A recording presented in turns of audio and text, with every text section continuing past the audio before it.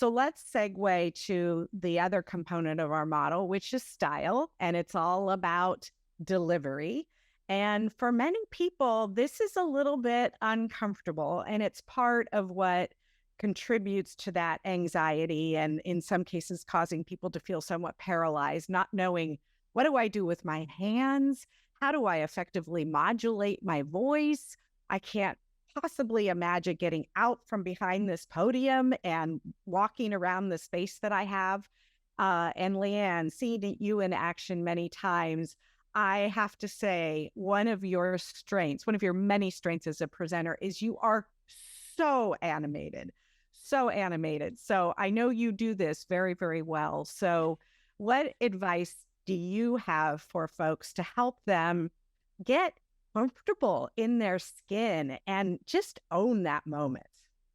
Yeah, so it just requires making incrementally bigger and bigger and bigger choices. And what you'll find is you get rewarded for it. So that's what's interesting for me. So when I first started learning how to speak, the coach that I was working with made me stand in the room, just he and I, with my arms out like this for 2 minutes. And that nearly killed me. I felt so exposed. I felt so vulnerable. And literally, I was just standing with my arms out in a private room for 2 minutes. And then what he would do is he would videotape me talking and make me watch the entire talk with the sound off.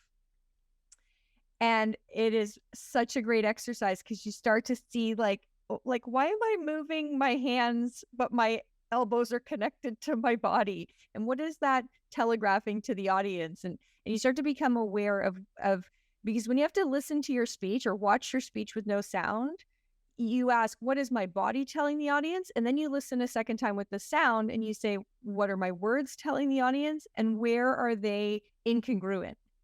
And how could my body tell the same story as my words? So all I did is I'm like, okay, this talk, I'm not going to have my elbows connected. I'm going to have them surgically severed so that they're no longer like, I'm like, air, look at that. And then every time I made a slightly bigger choice, I would see more smiles in the audience. More people would stand beside the stage to come up to me after. I got so much reinforcement for it. And then at one point I was giving this speech. I think there were 2,000 people in the room. And I tell this story in my talk about rowers, and I'm kind of complaining about those teamwork posters with the rowers.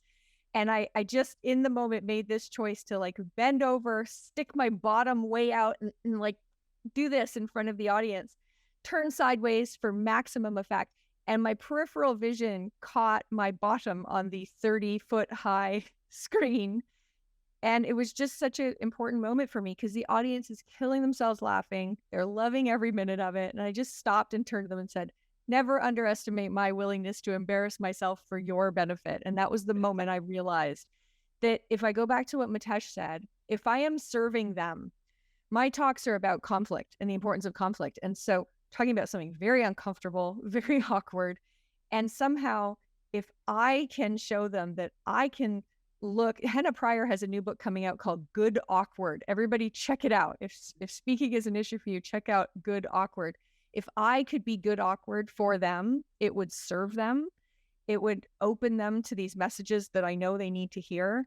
So it's just, I would say, if you can get it, like just put your phone on the front table and record it, but force yourself to go through it without even listening, just watching, and just ask yourself, what story is my body telling? And if it's telling the wrong story, unfortunately, the way the human brain works, they'll believe what your body's telling them much more than they will believe what you're telling them with your words. So make those huge choices, but start small. It's okay.